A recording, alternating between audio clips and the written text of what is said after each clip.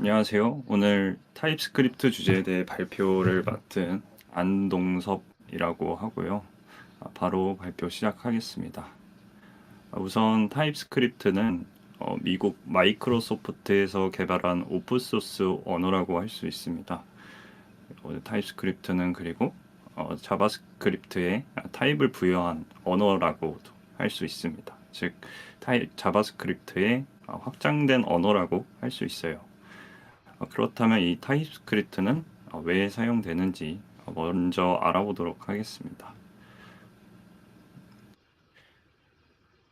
바로 에러의 사전 방지와 코드 가이드 및 자동 완성 기능 때문이라고 사용한다고 할 수 있는데요. 우선 에러의 사전 방지란 코드를 실제로 실행하기 전에 미리 에러를 어느 정도 검출할 수 있는 것을 의미하는데요. 만약에 이런 코드가 있다고 한다면 결과값은 30이 아닌 문자열 1020이 나오게 될 것입니다. 하지만 만약에 함수에 넘길 수 있는 인자의 타입이 정해져 있었다면 20은 넘버 타입이 아니기 때문에 잘못되었다는 것을 알려주게 되겠죠. 그래서 sum 함수의 내용을 모르더라도 sum 함수를 호출할 때 인자의 타입이 맞지 않으면 개발 툴에서 미리 경고를 제공해 주는 것이라고 할 수 있습니다. 즉 사용자에게 의도치 않은 결과가 나올 수 있다는 것을 미리 알려주기 때문에 사소한 실수를 방지할 수 있는 것이죠. 그리고 실제로 웹 서비스를 개발하다 보면 여러 사소한 실수가 모여서 애플리케이션의 동작을 멈추게 하는 치명적인 버그가 있을 수도 있는데 이것도 방지할 수 있다는 것이 바로 타입스크립트 덕분입니다. 그리고 코드 가이드 및 자동 완성이랑 코드를 작성할 때 개발 툴의 기능을 최대한 활용할 수 있다는 것입니다. 우리가 평소에 사용하는 비주얼 스튜디오 코드 개발 도구는 이 타입스크립트와 마찬가지로 마이크로소프트에서 개발을 했는데요. 이 비주얼 스튜디오 코드는 일렉트론이라는 프레임워크로 제작이 되어서 이걸 내부적으로 본다면 화면을 구성하기 위해 HTML, CSS, 타입스크립트로 작성이 되어 있습니다. 이것이 무엇을 의미하냐면 현존하는 통합 개발 환경 중에서 타입스크립트를 가장 잘 지원한다는 것이죠. 그래서 실제로 비주얼 스튜디오 코드에서 이렇게 sum 함수의 결과를 토탈 변수에 담고 total.tof까지만 입력하면 비주얼 스튜디오 코드에서 to fixed라는 API 정보를 제공해 줌과 동시에 이제 탭으로 키워드를 자동 완성할 수 있는 그런 기능을 제공할 수 있는 것이죠. 이것이 왜 가능하냐? 조금 더 상세하게 설명드리자면 sum 함수는 숫자를 두 개를 받아 더한 후 반환해 주기 때문에 이 타입이 넘버로 추론이 되는 것인데 이 비주얼 스튜디오 코드는 이 토탈 변수의 타입은 이제 넘버라고 인식을 하면서 이 점을 찍었을 때 자바스크립트가 넘버 타입에서 사용할 수 있는 내장 API를 모두 보여줬기 때문이라고 할 수 있습니다. 그리고 이러한 기능을 인텔리센스라고 하는데요. 이러한 인텔리센스라는 기능을 지원받아서 빠르고 정확하게 코드를 작성해 나갈 수 있기 때문에 개발의 생산성이 향상되고 그것 또한 타입스크립트의 큰 장점이라고 할 수 있습니다. 당연히 타입스크립트의 단점도 존재합니다. 우선 적지 않은 학습 비용과 정적 타입 시스템을 사용하기 때문에 변수 및 함수 등의 타입을 지정해야 하는 강제성으로 인해 코드의 양이 증가할 수도 있고요. 추기 구현 시간이 더 걸릴 수 있는 단점도 존재합니다. 그리고 변수나 함수 등의 타입이 맞지 않을 경우 타입 에러 오류를 발생하게 되는데 모든 오류를 찾아내기 어려운 경우 생산성이 낮아질 수도 있고요.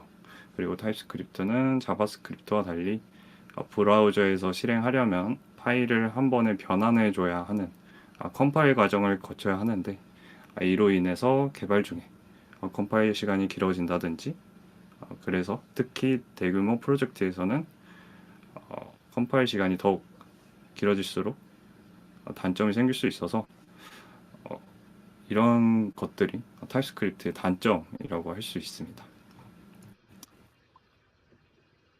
앞서서 타입스크립트는 컴파일 과정을 거친다고 말씀을 드렸는데요. 이번에는 컴파일 과정에 대해서 좀 알아보도록 하겠습니다. 일단 대다수의 프로그래밍 언어, C와 자바 같은 프로그래밍 언어들은 코드를 컴퓨터가 해석하기 쉬운 기계어 형태로 변환하는 과정인 이 컴파일 과정이 필수적인데요.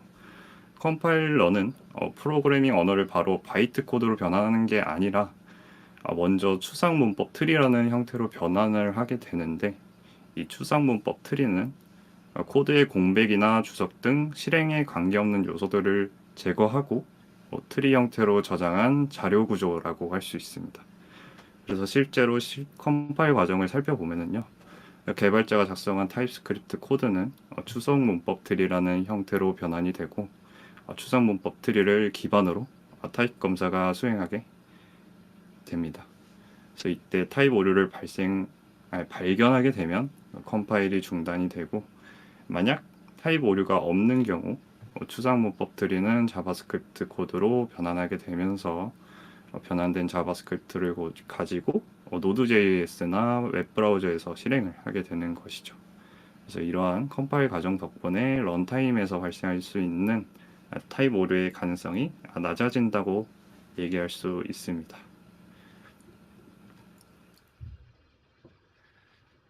그럼 실제로 타입스크립트 프로젝트를 구성할 때는 어떻게 하는 게 좋을까요?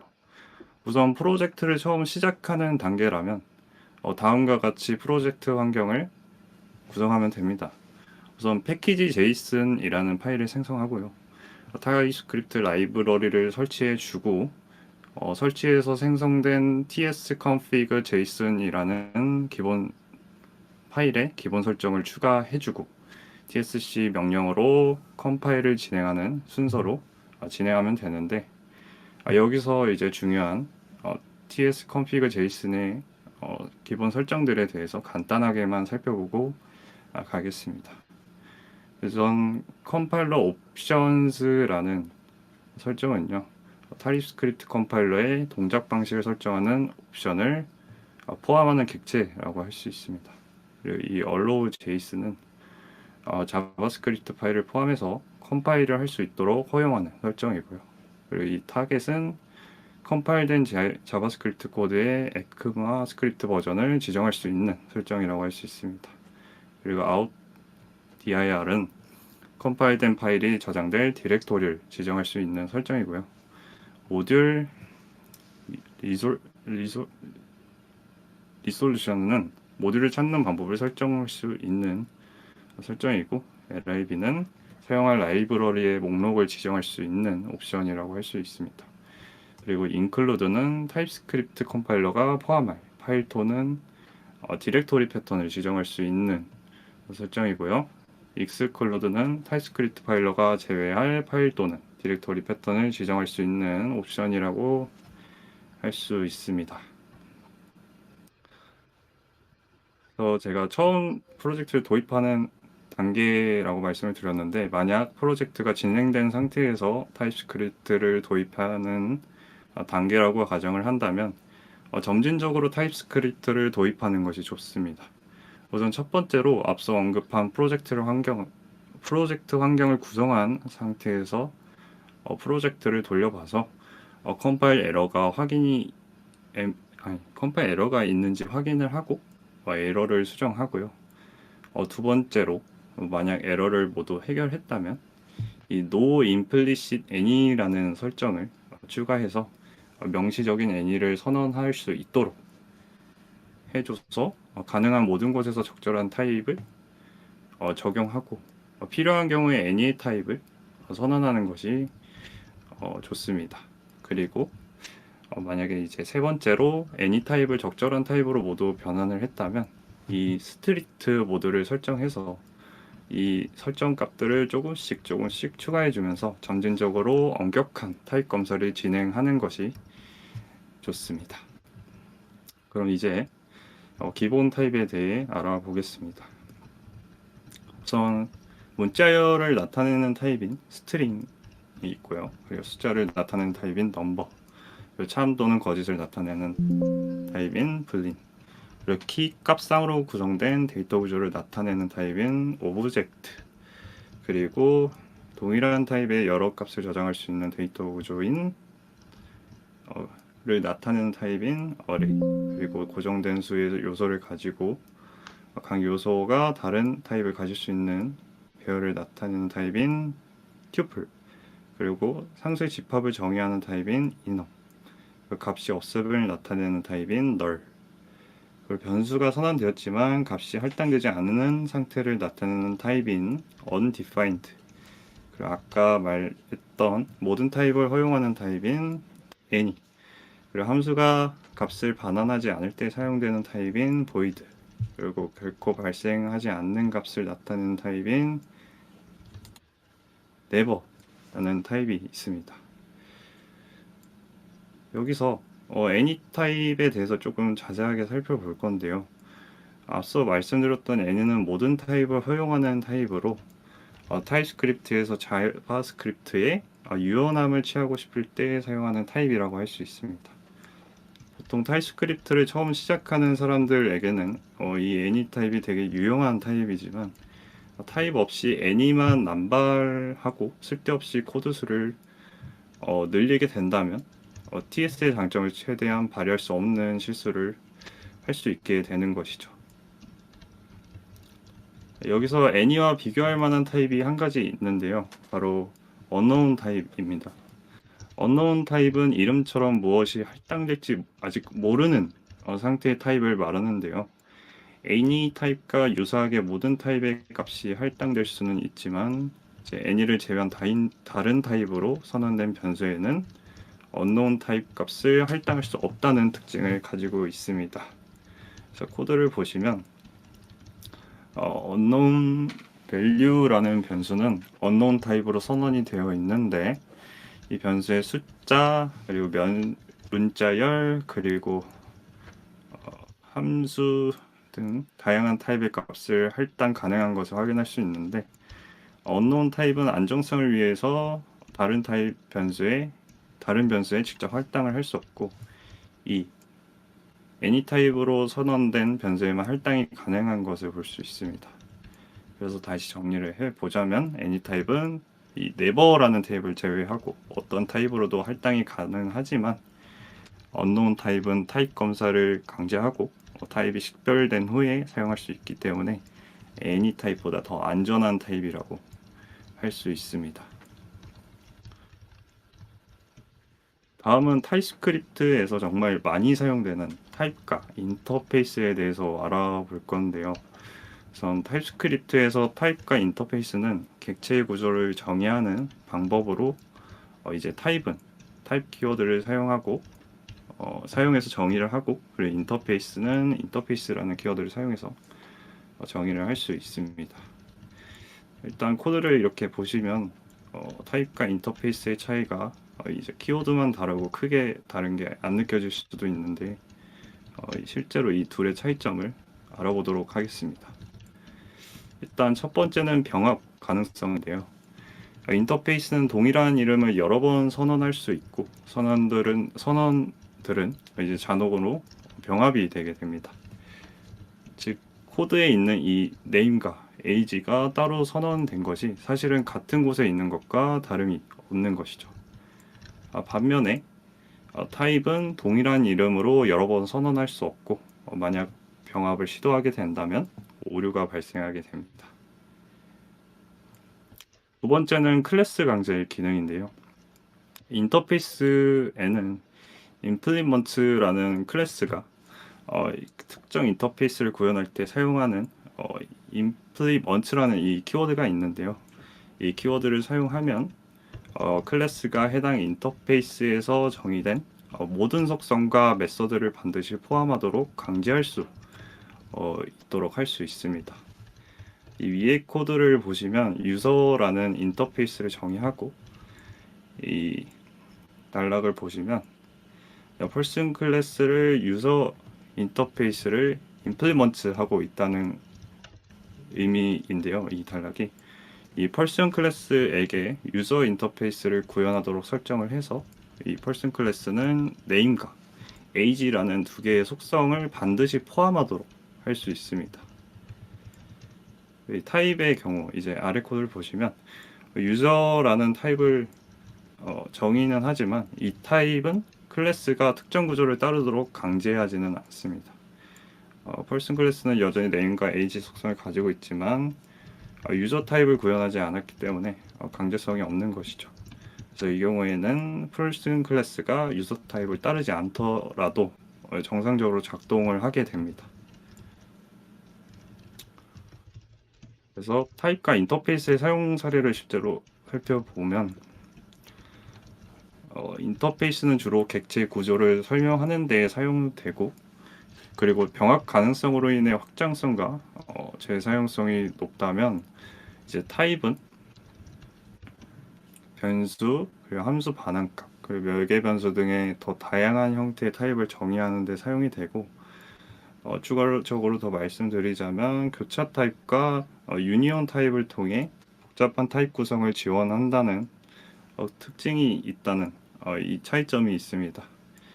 그래서 인터페이스는 객체 지향적인 설계면에서, 그리고 타입은 더 유연한 타입 조합이 필요할 때 사용하는 것이 좋다고 얘기할 수 있죠.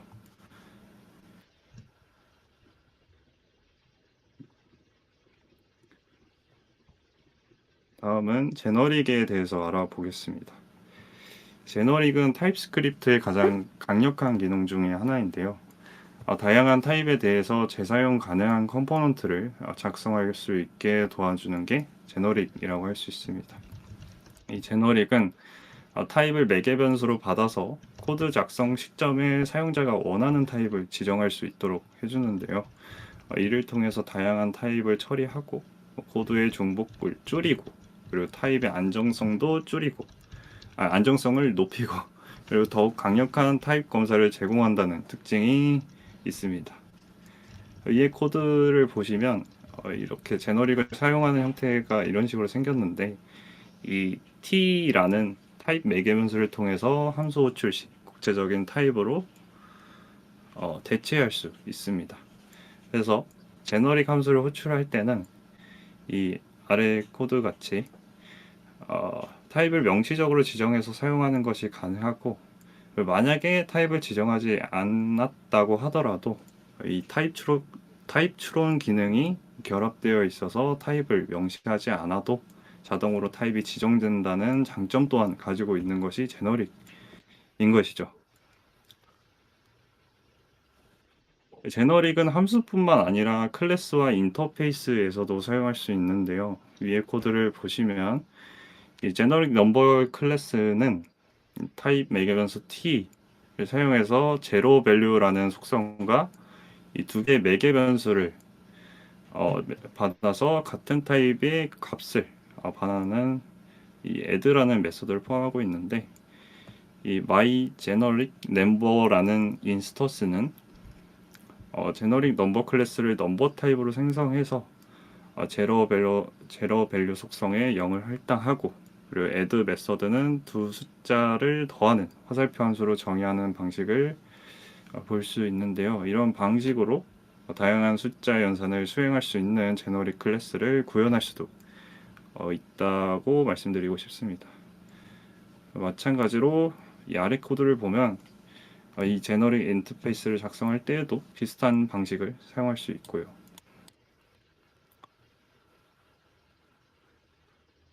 그리고 제너릭은 타입 매개 변수의 제약 조건을 추가할 수도 있는데요. 예를 들어서 특정 속성을 가진 타입만 허용하도록 할 수 있습니다. 추가적으로 또 말씀을 드리자면 제너릭은 제너릭 타입의 제약 조건을 설정하는데 이제 사용되는 extens라는 키워드가 있고요. 그리고 특정 타입의 모든 키를 유니온 타입으로 변환하는 이 연산자인 key of라는 것이 있는데, 이 두 가지를 통해서 제약 조건을 추가할 수가 있습니다.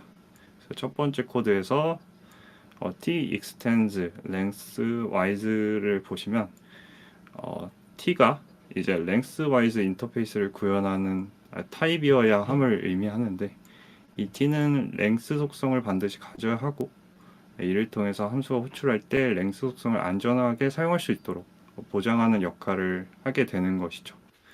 이 두 번째 코드는 이 key of t, 이 부분을 보시면 타입 t의 모든 속성 이름을 포함하는 유니온 타입을 생성하는데, k extends key of t, 이것은 제너릭 타입 k가 타입 t의 키 중에 하나여야 함을 의미하고, 이를 통해서 get property 함수는 주어진 객체의 유효한 속성 키만을 인자로 받아서 잘못된 키 접근을 방지하고 타입의 안전성을 보장할 수 있도록 하는 역할을 하는 것이죠.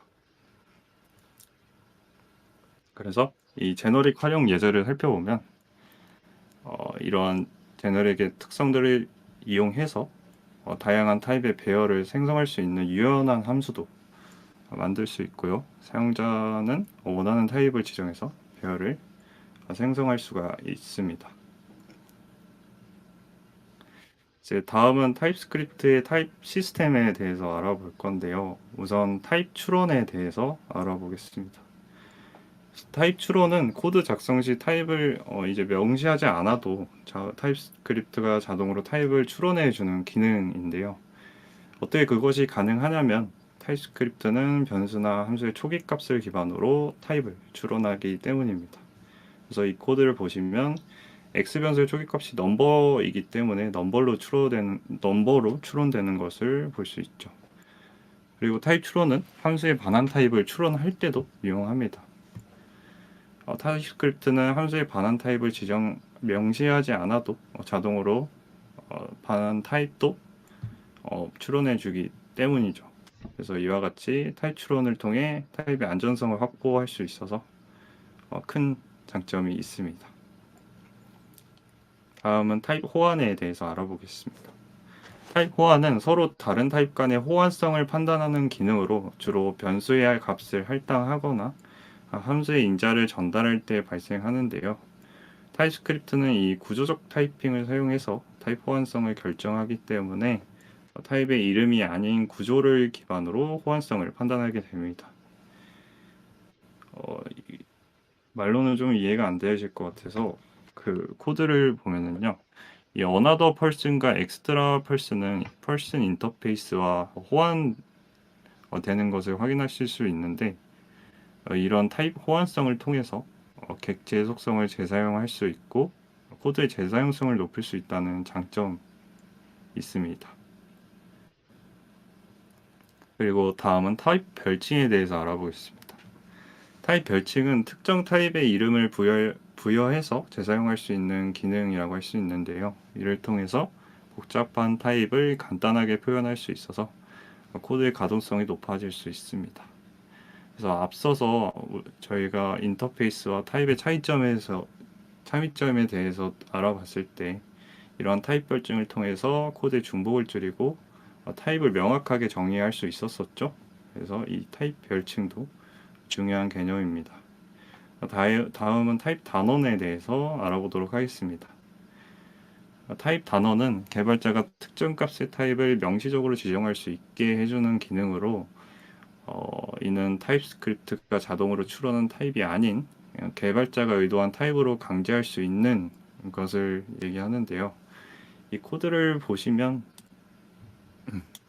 타입 단원을 사용해서 이 스트링으로 간주한 것을 볼 수 있는데, 이것이 언제 유용하냐면 주로 외부 라이브러리나 API에서 반환된 값의 타입이 이제 불확실하다고 판단이 될 때 유용합니다.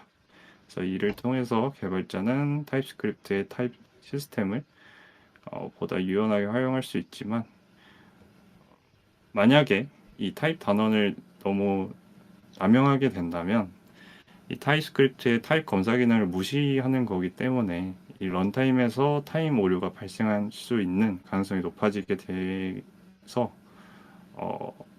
남용하면 안 된다는 중요성이 있습니다. 다음은 타입 가드에 대해서 알아보겠습니다.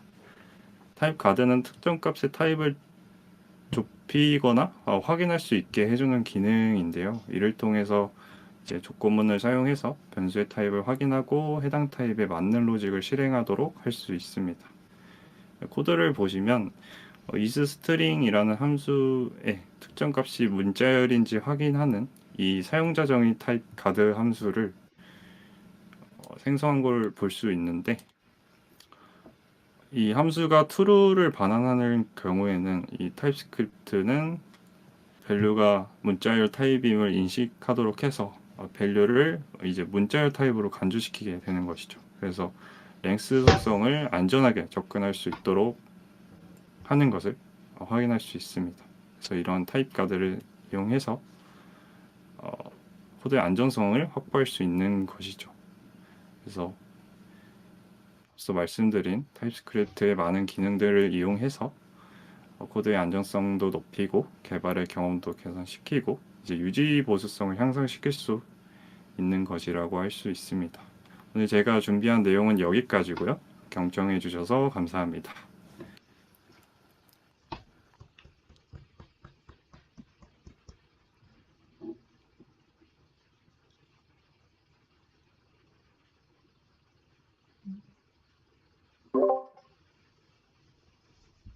네, 질문 혹시 있으시면 질문해 주시고요. 만약에 없으시다면 마치도록 하겠습니다.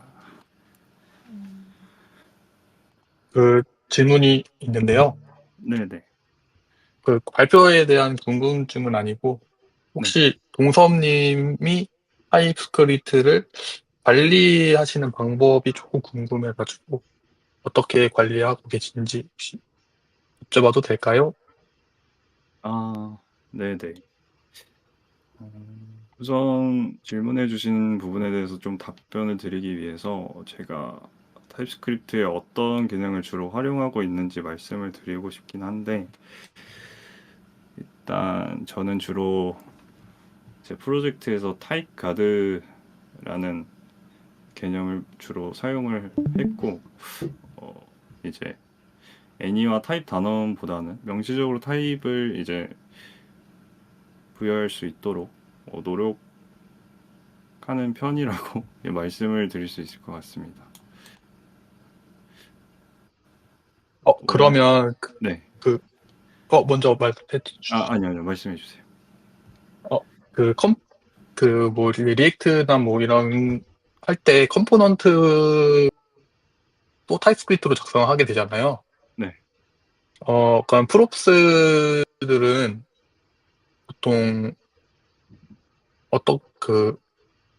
어떻게 타입을 작성하고 계신지 좀 조금 궁금하네요.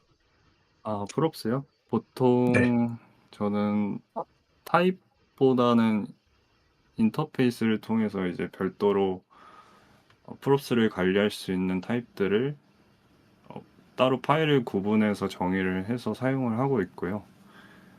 그래서 그거를 예를 들어서 다른 하위 컴포넌트에서 필요로 할 때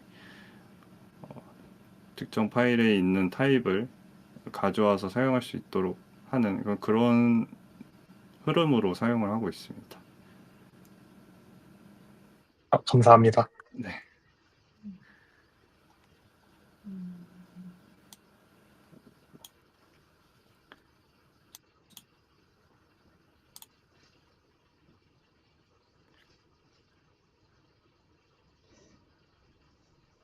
또 질문이 있을까요?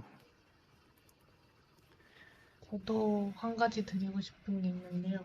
네. 그 타입스크립트에 대해서 좀 부정적으로 생각하시는 분들이 있다는 걸 알고 계신가요? 네. 그 분들이 말씀하시는 것은 그 타입스크립트 사용을 하면은 괜히 그 타입을 선언하는 시간을 더 소요해야 되니까 그게 좀 생산성이 저해되는 거 아니냐 이런 의견이 있는데 네. 이거에 대해서 혹시 어떻게 생각하시는지가 궁금합니다. 저도 마찬가지로 그런 생각을 가졌던 입장에서 말씀을 드리면, 타입스크립트를 적용시키면서 사실 개발에 생산성이 굉장히 떨어진다고 느낀 적이 있어요. 그래서 그런 부분은 이제 어떻게 하면 좋을까라는 생각을 해봤을 때 굳이 타입스크립트를 적용시키지 않더라도 그런 것을 도와주는 라이브러리 같은 것들을 잘 이용해서 도입하는 것도 나름의 방법이라고 생각을 했었고요. 지금은 사실 그런 타입을 검사하고 하는 것이 굉장히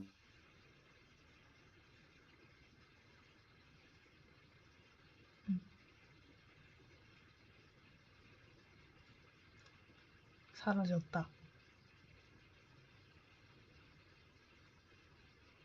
끊긴 건가? 그런 것 같은데.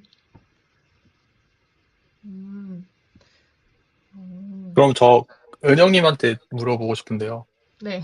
은영님은 어떤 생각을 가지고 계시길래 물어봤는지 좀 아, 궁금하네요. 저도 저는 궁금합니다. 일단은 타입스크립트 안 쓰면은 좀 협업하기 힘든데? 이런 생각을 좀 가지고 있고요.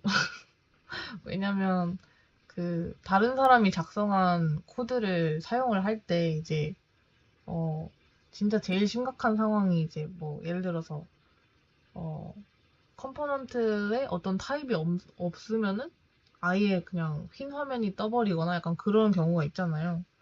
근데 그거를 이제 최소한의 뭐 타입스크립트로 검사를 좀 해줄 필요가 있다고 생각하고 또 처음에 말했던 것처럼 다른 사람이 쓴 코드를 내가 쓸 때 좀 어떤 타입을 넣어야 되는지 뭐 모른다거나 그런 거를 파악하는데 좀 더 시간이 소요된다고 생각을 해가지고 타입스크립트의 장점을 최대한 활용해가지고 협업을 하는 게 좋지 않을까라는 생각이 좀 있고요. 어,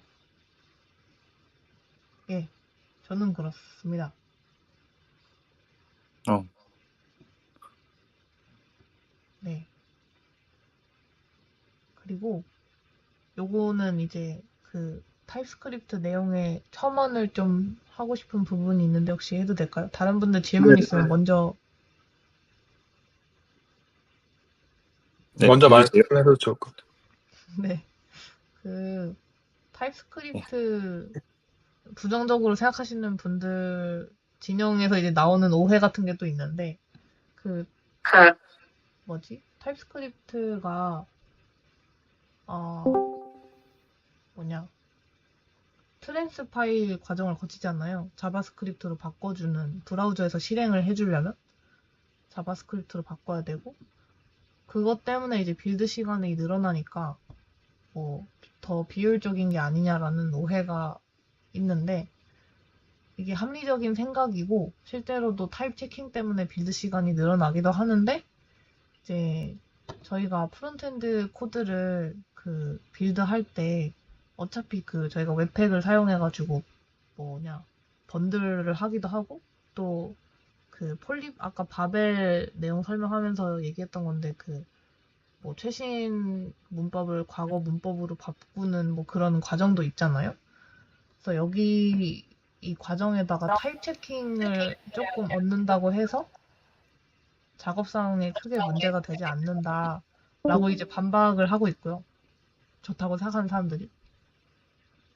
그래서 뭐 그 사람들이 말하는 거는 이왕 코드 작업을 마치고 브라우저 호환성이나 최적화를 위해서 변환 작업을 한번 거치는데 그때 이제 뭐 개발할 때 안전성이랑 편리성을 위해서 타입스크립트 같이 사용하는 게 좋지 않을까? 어차피 하는 김에 같이 하면 좋지 않을까? 뭐 이렇게 반박을 하더라고요. 그렇습니다. 그렇군요. 혹시 그 관련 자료는 어디서 보신 걸까요? 잠시만요. 저도 보고 싶습니다. 네. 출처. 출처를 제가 제대로 안 남겼네요. 잠시만요. 저도 찾아보고 다시 알려드리겠습니다. 네, 네. 또 질문이 있으실까요? 저는 없습니다. 저도 없습니다. 저도 네, 고생하셨습니다. 고생하셨습니다. 고맙습니다.